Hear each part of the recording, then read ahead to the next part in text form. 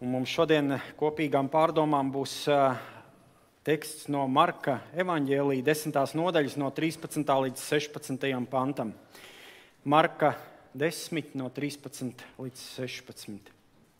Un tie atnesa bērniņus pie Jēzus, lai viņš tos aizskartu, bet mācekļi tos aprāja.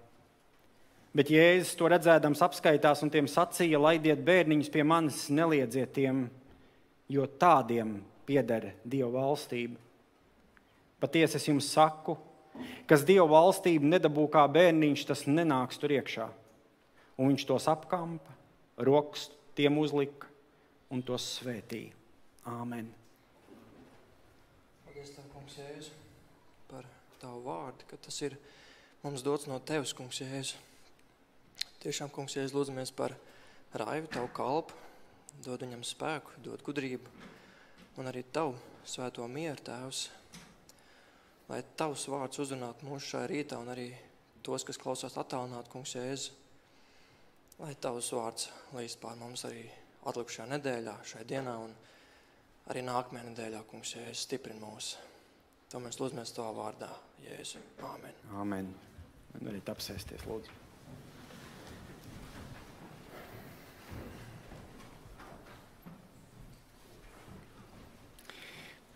Mums šodien bērniņu svētīšanas dievkalpojums divas fantastiskas meitenītes ar vārdiem Railija un Keitija. Viņas jau gan droši vien spēļu istabā, bet Railija un Keitija šodien saņems svētību no Dieva. Šo dzīvi, viņam visa dzīve vēl priekšā. Bagāts mūžs, es ticu, no Dieva būs dots, un viņām vajadzēs gudrību, vajadzēs spēku.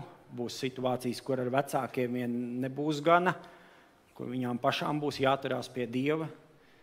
Un tad tā kunga namā viņi dabūs šo aizlūgumu, kas arī kaut kādā mērā uzliek, jau šobrīd uzliks viņām tādu atbildību. Es pat nerunāju par vecākiem. Vecākiem viennozīmīgi saviem bērniem dot iespēju satikties ar Dievu. Saviem bērniem dot iespēju neliekt viņiem Dievu valstību. Bet ja mēs uz brīdi varam šodien apstāties pie šī teksta un kopīgi pārdomāt, tad es jūs gribu brīdināt, ka tas teksts nerunā vien par bērniem. Ja kāds Dieva valstību nesaņem kā bērniņš, nenāk tam tur iekšā. Un Dieva vārds mūs māca savās sirdīs arī pašiem būt kā bērniem ar tādu naivumu, vienkāršību, trauslumu, lai mēs varētu Dieva valstību, jeb Dieva vārdu uzņemt kā bērniņu. Šodienas rakstu vieta no Marka evaņģēlija 10. nodaļas 14. panta mums atklāja Jēzus sirdi. Ja es tev pajautātu, kāda ir Jēzus sirds, ko tu atbildētu? Es esmu šeit. Es esmu šeit. Kāda ir Jēzus sirds? Žēlsirdīga. Mīlestības piepildīta. Jēzus sirds ir piedodošs sirds. Un tā, kad tu sakies dzīves laikā, pat šodien, līdz šim brīdim, kur Dievs man ir atvedis, jo šī diena ir brīdis, kur Dievs tev ir atvedis. Par rītdienu nedomā. Rītdiena tev nepieder. Šis brīdis ir, kur Dievs tevi ir atvedis. Un ja tu saki, es dzīves laikā esmu cīnījies vai cīnījusies ar piedošanas trūkumu, un man ir grūti piedot cilvēkiem. Es domāju, tu esi viens no tiem, ja mūs aizvaino un mūs sāpina. Es nezinu, kāpēc Dievs nekad mūs nesāpina, bet mēs cilvēki dažkārt visu dzīvi nodarbojamies ar tādu negantību, kā vienu otru ievainošanu. Un tāpēc arī mana tāda, muļķīgi izklausīsies, tāda mācītāja cīņa savā ziņā ir, lai draudze veidotos par vietu, kur nedrīkst ievainot cilvēkus. Ja draudze pārstāja būt par tādu vietu, tad viņi ar ko neatšķirs no pasaules. Ne ar ko. Tikai fakts, ka mēs esam baznīcā, mums ir dievkalpojums, bet šeit tām attiecībām ir jāatšķirās. Bet atceries, ka Dievs vienmēr ir tas, kas ir gatavs piedot. Kurš tev mīl ar tēva sirdi, Tikai viņš dažkārt grib, lai mēs pie viņa atnākam kā bērni. Un kāpēc kā bērni? Tāpēc, ka bērni nāk vienkāršībā. Bērniem nav mākslotas maskas saliktas, viņiem nav masku skapis, kur viņš šodien dievkalpojuma maska, rīt tāda maska. Bērns kā nāk, tā nāk, un viņš arī mammai un tētim nokrīt pie kājām, un ja viņš grib kompeti tajā maksimā dabūt, tad mamma no tā veikala neizies ārā, kamēr kompeti nenopirks. Un tu varēsi izstiepties un paliekties, un viņš ir gatavs troksni uztaisīt. Vienā reizē redzēju, ka apsardze iznāk ārā no veikala, tur bērns mammai nokrīt, ieķēries bikšu starā, mamma velk to kāju, šitā tas bērns tur velkās līdzi, apsardze iznāk ārā. Es domāju, vīri, ko jūs grasaties viņam tagad darīt? Ko viņš tādi ir noziedzies? Un viņš klīd, snikeru gribu. Tā mamma Nela skatās apkārt, to bērnu šitā velkais kājas. Viņš grib. Un es domāju, ka viņi arī viņam nopirk to snikeru. Ne? Maksim jau liela, nav tā kā vīri. Zini, kā vīri iepērkās? Aiziet un iziet. Bet kā māsiņas piedodiet. Jūs tā kā pa labirintiem reizēm. Un es domāju, tā mamma tur pie pamperu stenda, pie toalešu papīru stenda, pie maizes stenda, ar bērnu iztīra visu veikalu. Bet kā bērnam, un arī šī raksturvieta mums šodien atgādina, ka mums kā bērniem ir jānāk pie savu debesu tēva. Jēzus saka, laidiet bērniņus pie manis, neliedziet tiem, jo tādiem. Uzmanīgi ar vārdu, kā reizēm to pantu notulko, viņiem pieder debesu valstība. Nē, tādiem pieder debesu valstība. Ļoti, ļoti būtiski. Tie, kuri grib nokristīt mazus bērnus un pateikt, ka viņi jau ir dabūjuši, viņi jau ir debesu valstības mantinieki, tur ir rakstīts, tādiem pieder debesu, nevis viņiem pieder debesu valstība. Tādiem kā bērniem pieder debesu valstība. Tas būtiski. Un redziet, Jēzus vārdi nav aicinājums, tas nav tikai aicinājums uz tādu bērnu mīlestību vai tādu pedagoģisku rūpi. Bet tas ir tāds, Jēzus vārdos ir dziļš atklājums par to, kāds ir Dieva raksturs un kādi cilvēki var iet Dieva valstībā. Jo mēs dzīvojam pasaulē, kur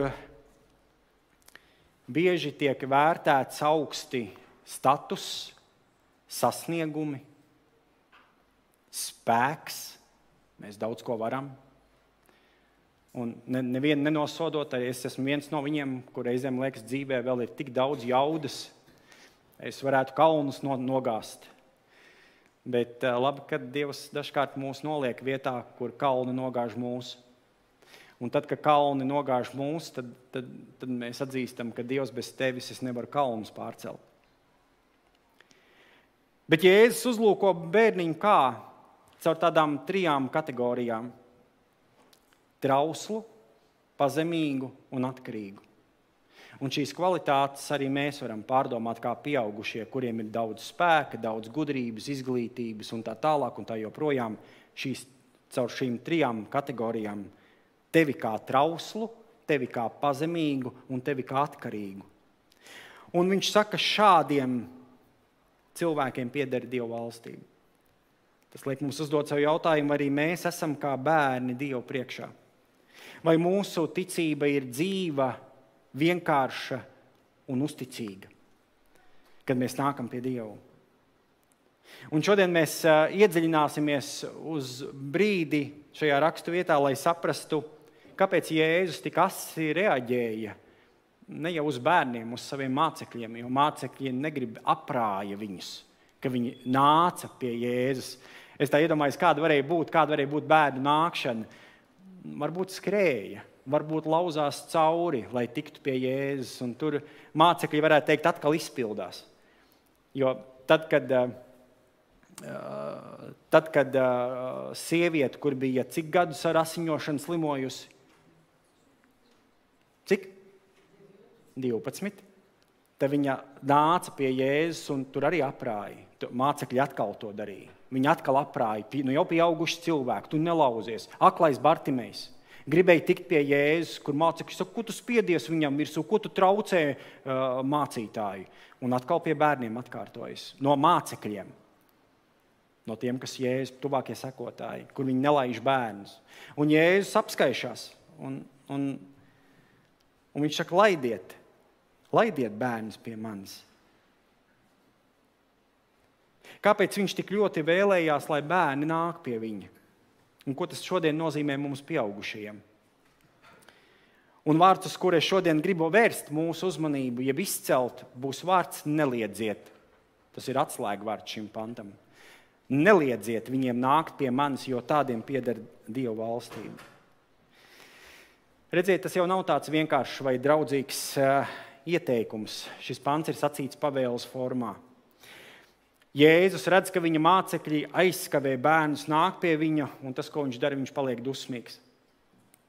Tas ir viens no patiesībā retajiem gadījumiem evaņģēlijā, kur Jēzus tik atklāti pauž savu neapmierinātību. Nevis par svešiem cilvēkiem, neapmierinātību par saviem sekotājiem. Kāpēc? Atbilde ir gaužām vienkārša. Viņam ļoti rūpēja tie bērni. Viņam ļoti rūpēja cilvēki. Viņam ļoti rūp mūsu dzīves. Viņš ne uz brīdi nav bijis vienaldzīgs par to, kas ar tevi notiek. Viņš ne uz brīdi nebija vienaldzīgs, kas ar tiem bērniem bija. Iespējams, tie bērni, man spekulācija par rakstiem, bet iespējams, tie bērni nāca no kādām nelabvēlīgām ģimenēm. Tajā laikā vispār pavisam citi laiki, varbūt izbaduši ar rūcošiem punčiem. Viņi skrēja pie tā Jēzus, saprasdam, ka tas ir glābējs. Es tā negribētu teikt, ka viņiem bija tāda atziņa, tas būs mans glābējs. Nē, viņi vienkārši nāca pie cilvēka, kāpēc viņi redzēja, ka viņi pie viņa var atnākt. Pie tevis var atnākt cilvēki. Tāpat vien. Ieraudzīt tev dievkalpojumā un spērt droši soli klāt, zinot, ka nedabūs tūlītām kaut ko. Es varu pienākt pie tevis aprunāties, es varu pienākt pie tevis, klausies, aizlūdz par manu Dievu. Es tev varētu izsūdzēt savus grēkus, man ir ko teikt. Un tu man esi brālis vai māsa, kam es varu pieiet klāt un runāt ar tevi. Pie Jēzus varēja nākt cilvēki. Un kāpēc es tā akcentēju, mums par to ir jādomā, vai pie manis var atnākt. Un nevis tāpēc, ka es esmu Dievs, tāpēc, ka es esmu Dieva bērns.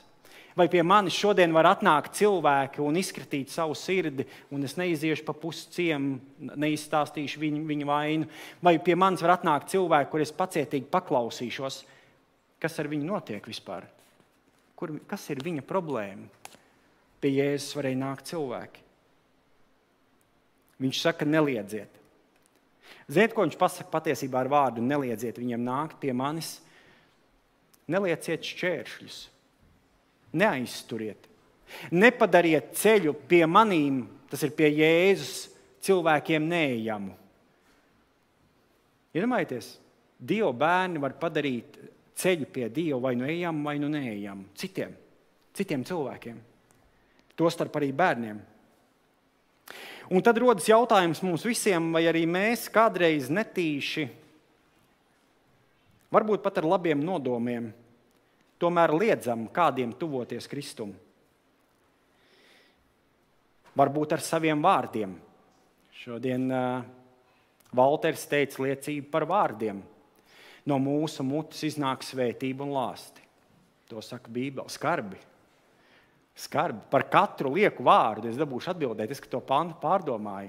Es domāju, cik ir daudz liekvārdība bijusi manā valodā. Kāda ir šodien kristiešiem valoda?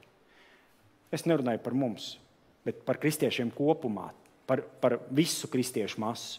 Mēs reizēm ālējamies, kā pasaule ālējās, lamājamies tāpat kā viņi.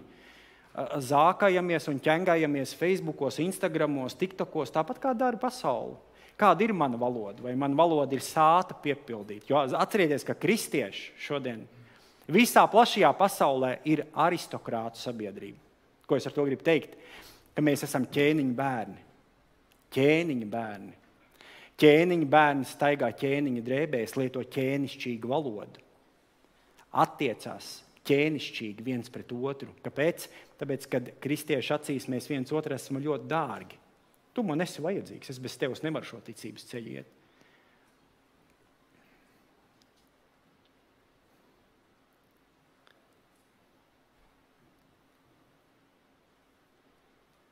Nāciet pie manis visi, Jēzus saka cilvēkiem vienā citā raksturvietā, jaunajā derībā. Un šeit viņš saka, neliedziet. Neliedziet nozīmē ne tikai apstādināt bērnu burtiskā veidā, bet arī neatbaidīt nevienu ar solījumiem, ar nosodījumu, ar augstprātību un ar augstumu. Iedomāsimies uz brīdi, kā jūtas kāds, kurš pirmo reizi ienāk draudzē. Cilvēki, kuri pirmo reizi ienāk draudzē. Jēzus saka, izturieties gudri pret tiem, kuri nepieder pie draudzes. Kuri nepieder pie draudzes. Kuri nav, mēs tā reizēm sakām, mūsējie. Izturieties gudri pret viņiem. Mēs, kā draudzi, tiekamies ik svētdienu, un mums trešdienās ir dievkalpojumi. Es jau arī krītu tajā pat grāvī, mīļā, es tā pārlaižu acis pāri un saku, šodien viss bija mūsējie. Bet var jau arī nebūt kādu svētdienu viss mūsējie, vai ne? Var tur, kur Valters sēž stūrītī, tur var ienākt viņa vietā apsēsties kāds, kurš baiļu pilns, tur gribās ienākt baznīcā, bet es jau te katru svētdienu nenāku iesēžās tur stūrī. Kā mēs attiecamies pret to cilvēku? Vai mēs viņam pieejam klāt, aprunājamies, nebāžamies virsū? Jo reizēm cilvēki negrib, lai viņam bāžās.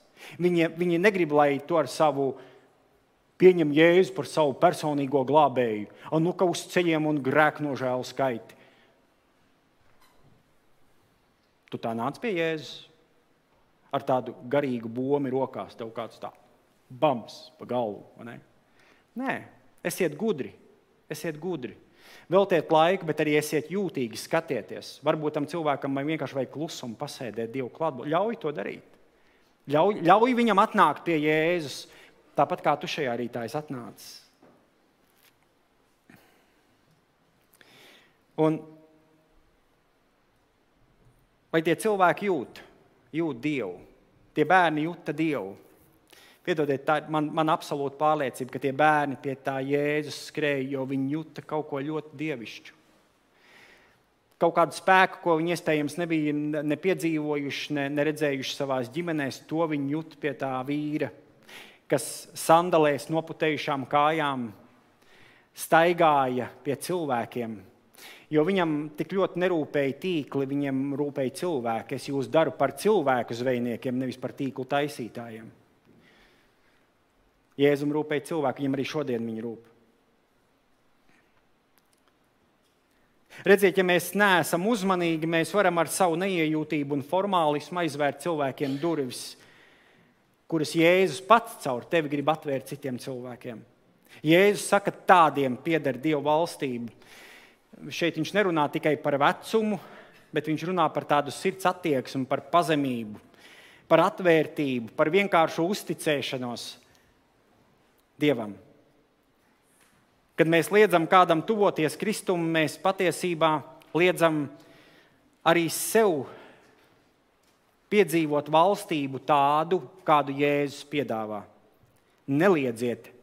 Tas ir aicinājums kļūt par tiltu, nevis par sienu, par sveicienu, nevis par nosodījumu, par ceļa rādītāju, nevis par kontrolpunktu. Un Kristus mūs šodien uzrunā, vai tu būsi tas, kurš ved kādu pie manis. Romiešiem 14. nodaļas 13. pants saka, tāpēc netiesāsim vairs cits citu, bet labāk spriediet, ka netopat brālim par piedauzību vai par iemeslu viņa krišanai. Pāvila vārdi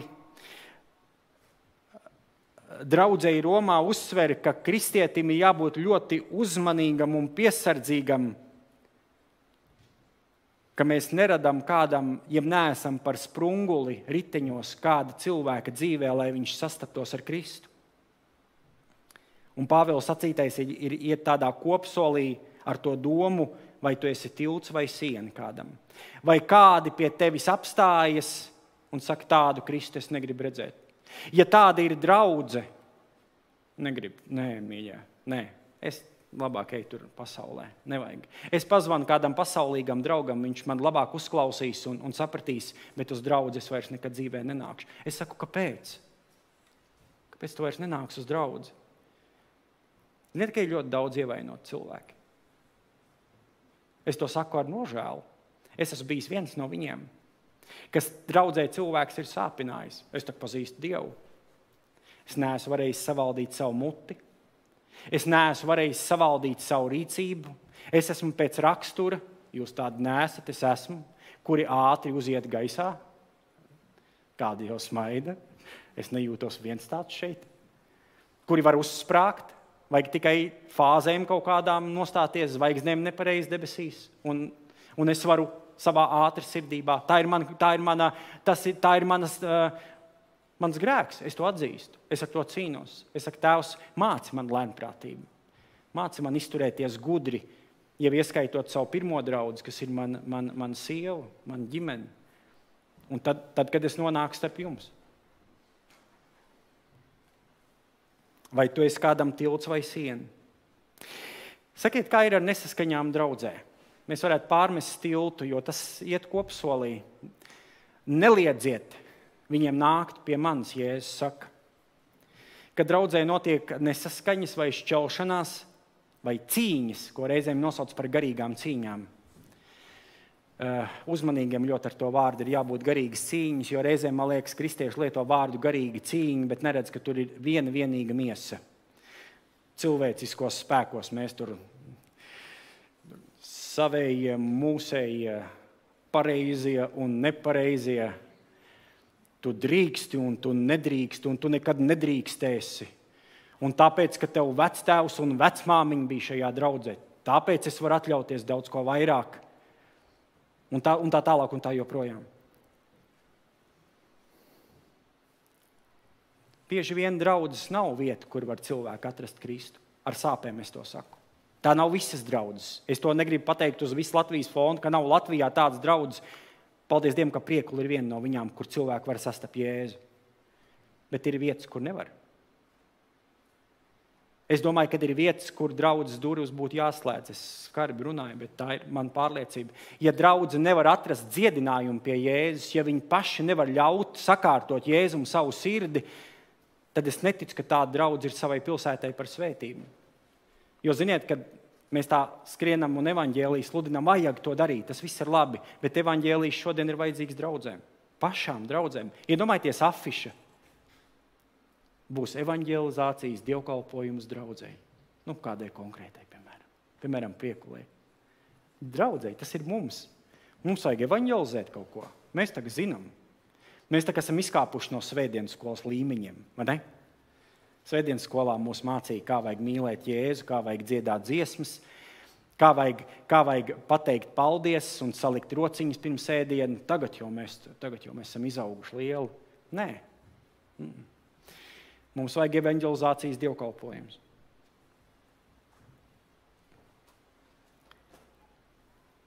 Un cilvēki, kuri nāk meklēt Dievu, jo uz draudzi cilvēki nāk meklēt Dievu savā būtībā. Meklē kādas vairākas lietas, un es esmu bijis viens no viņiem, es esmu ierakstījis šīs kategorijas, jo es viņas esmu izdzīvojis. Es esmu meklējis mīlestību. Kāpēc? Mana bērnība bija tāda.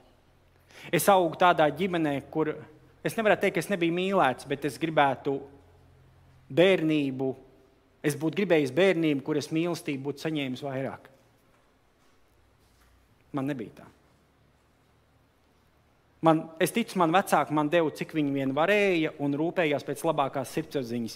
Bet kad es atnācu pie Dieva, es sajūtu tēvu, kas man nekad dzīvē nav bijis. Viņš man tā mīlēja.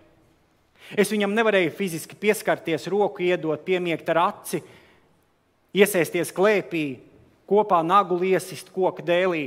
Es to nevarēju, bet es sajūtu tādu mīlestību. Es nekad no saviem fiziskiem vecākiem tā es nebiju bijis mīlēts. Un to es piedzīvoju draudzē. Fantastiski. Kur vēl? Kur vēl, lai cilvēks iet piedzīvot mīlestību? Kur? Uz mēnesi braukt? Nē, viņam draudzi ir vajadzīgi. Tā ir tā vieta, un es tur piedzīvoju. Pieņemšana, ka man pieņem tāds, kāds es esmu. Dadzis ir Aivis. Es jums vienu trūkumu nosaucu. Es nesaukšu vairāk. Pieņemšana, ka mani pieņem, ka man ir brāļi un māsas, ar kuriem es varu izskatīt sirdi, es varu galu galā kāpēc tam man draudzi ir vajadzīga?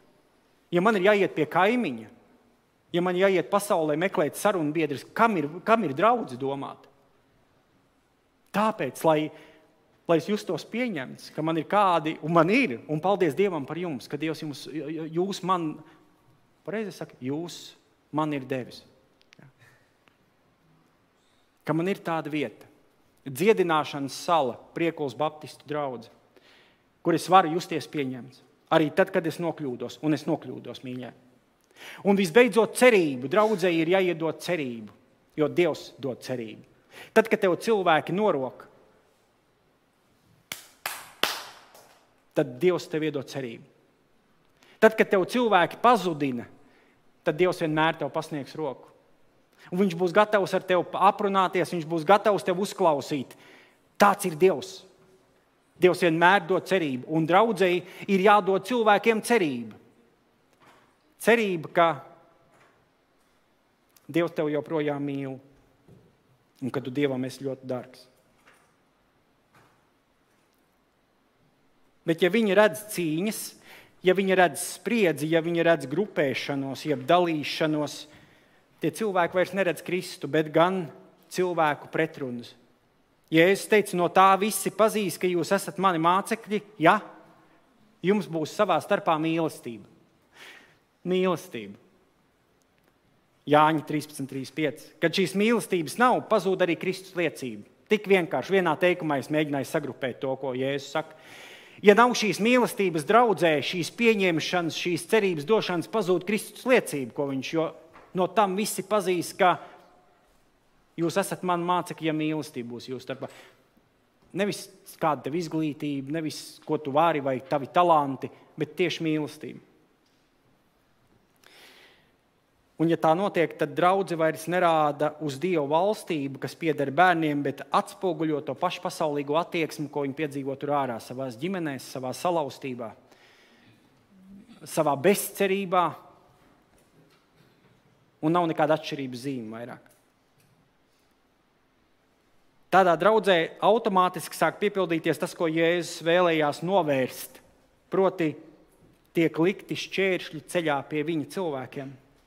Cilvēki tiek atgrūsti, nevis pievilkti, notiek pretējais tam, ko Jēzus pavēlēja, neliedziet, viņiem nāk pie manis. Un kad Jēzus redzēja, ka mācekļi liedz bērniem pie viņa nākt, viņš palika dusmīgs. Jo viņa dusmas nebija par bērniem. Viņa dusmas bija par to, kad tiek ierobežota piekļuve cilvēkiem, tostarp arī bērniem pie Jēzus. Tas nozīmē, ka mēs katrs esam aicināti būt par miera nesējiem, nevis par strīda turpinātājiem. Patīk jums paturpināt strīdu, ka jūs iesaisties strīdā? Cik jums ir viegli no strīda apstāties? Atkarībā, kāds ir tavs raksturs. Tādam kā Raivim ļoti grūti, kod mēlē, skrāpē sev, ej pastaigājies, skaita līdz 10. Bet būt miera nesējam, nevis strīda turpinātājiem. Un Pāvils saka vēstulē Efeziešiem 4. nodaļas 3. pantā, cenšaties uzturēt gara vienību ar miera saiti. Un vēl romiešiem, ja iespējams no savas puses turiet mieru ar visiem cilvēkiem. Visiem cilvēkiem. Ja ir iespējams no savas. Pareizi? To nevajag aizmirst, ja ir iespējams, jo reizēm nav iespējams. Reizēm tā gaisotne ir tā nomaitāta, ka tavs miers nevienam nav vajadzīgs. Ej prom ar savu mieru. Mēs gribam, kā kristieši, reizēm garīgi izkaujās. Ne fiziski, bet garīgi izkaujās. Tāda vide ir uztaisīta draudzē, kur katru svētdienu garīgi izkaujās kristieši. Un nav iespējams būt par mieru nesēju. Jo cilvēkos nesaskaņas nerodas kā tādā tukšā vietā, tās rodas no lepnības, no nepiedošanas, no paštaisnības. Tās rodas, ka cilvēki vairs nenāk, ja ir pārstājuši pie Jēzus, nāk kā mazi bērni, pazemīgi, vienkārši un mīloši. Tātad, kad draudze aizmirst būt kā bērni, tā zaudē, uzminiet ko? Dieva valstības mieru. Dieva valstības mieru. Ejot uz noslēgumu, es tev gribu pajautāt, kad pēdējo reizi tu pie sava Dieva atnāci kā mazs bērns? Tu pieaugušais, kas jau dzīvē jau ir kaut ko pieredzējis, kas ir sāpināts, kuram vēl ir jāmācās piedot, kuram vēl ir jāmācās mīlēt, kurš varbūt uz Dievu skatās kā uz savu bargo fizisko tēvu. Es teicu, man tēvu nebija attiecības, un es atnāku, es iepazīstu Dievu, un Dievs tāds pats kāds mans tēvs, bargs, vecās derības Dievs, kas to vien dara, kas stāva pletnu un ar mietu aiz stūri, par man katru pārkāpumu man uzsit zilu aci. Tāds nav Dievs. Tāds nav Dievs. Un reizēm ir svarīgi uz Dievu, kas ir visu valdītājs, paskatīties savādāk nekā uz tavām attiecībām ar tavu tēti vai tavu mammu vai taviem brāļiem un tavu māsu.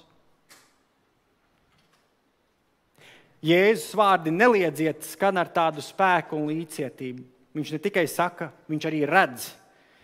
Viņš redz bērnus, kam vecāki aizliedz ticēt. Ziniet, ka ir tādi vecāki, kuri saviem bērniem aizliedz ceļu pie Jēzus. Tu nekad nespērs kāju baznīcā. Kādreiz bija tādas sarunas laikus apakaļ, ka tie baptisti ēd bērnus tajās baznīcās svētdienās. Jā, briesmīgi, ko cilvēki tik neizdomā. Tu nekad nespērs kāju baznīcā. Tur vienmēr naudu prasa.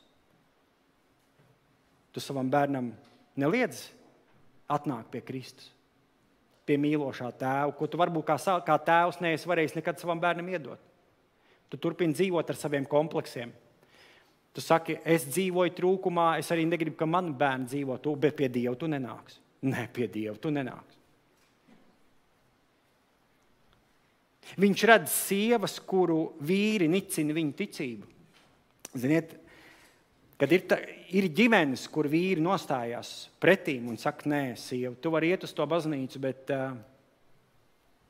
es nekad to neatbalstīšu. Tu tur vari cīnīties ar tiem saviem ticīgajiem un lūgt to Dievu, bet vienmēr es nostāšos. Un kā sieva aiziet mājās, mājās ir karš. Šķindeļi iet pa gaisu. Tā ir. Ja tev tā nav, slavē Dievu, bet ir ģimenes, kur tā notiek. Dievs redz vīrus, kurus ģimenes locekļi izsmej par to, ka viņi grib dzīvot ticīgi cilvēku dzīvi. Jo šodien vīram būt baznīcā ir vājuma pazīme. Vājie nāk tik baznīcā. Stiprie baznīcā nenāk. Starp citu ir uzrakstīta viena grāmata, kāpēc vīram šodien būtu jānāk baznīcā. Kāpēc tu esi? Jūs zināt, ka es lietoju to joku, atvilcies uz to baznīcu. Jo Jēzus saka, neviens pie manis nevar nākt, ja gars viņu nevelk. Neviens.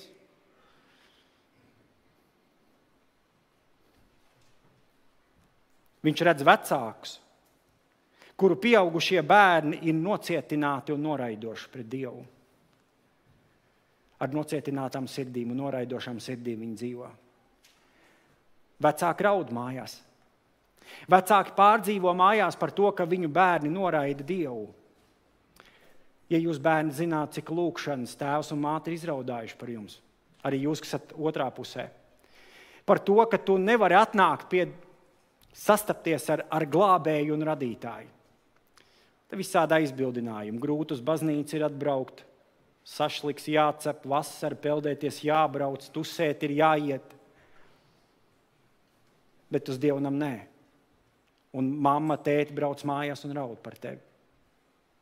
Viņi turpina lūkšanās cīnīties par to, lai tu kādu dienu mantotu pestīšanu. Ko tas nozīmē? Lai tu iepazītu Dievu, dzīvo Dievu, ka tu viņam varētu uzticēt savu dzīvi.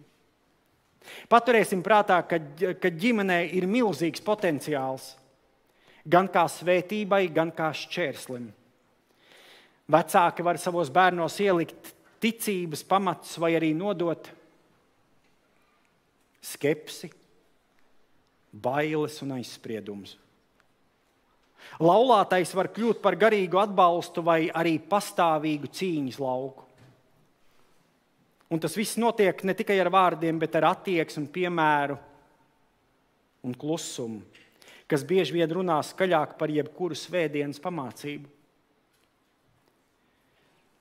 Mīļā ģimene ir kā augsne, tajā var iesēt ticību, tajā var iesēt cerību un mīlestību, vai arī šaubas, aizvainojumu un garīgu apjukumu. Un to, kas tiek sēts gadiem, kādu dienu atnesīs augļus. to, ko tu būsi sējis gadiem kā tēvs vai mamma savā ģimenē. Tas kādu dienu atnesīs augļus. Jo kādu dienu mēs visi sastapsimies ar dzīvo Dievu. Vai tu būsi dzīvojis kā Dieva nīdējs un baznīcas noliedzējs, vai kā jaunpiedzimis cilvēks, tu kādu dienu sastapsies ar Dievu, dzīvo Dievu. Vecākiem ir īpaša atbildība.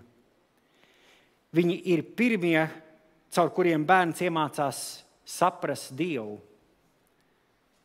Ja bērns redz mīlestību, piedošanu, pazemību, ja bērns redz no mazotnes ģimenē lūgšanu, viņš ne tikai dzird par Kristu, viņš ierauga to realitātē.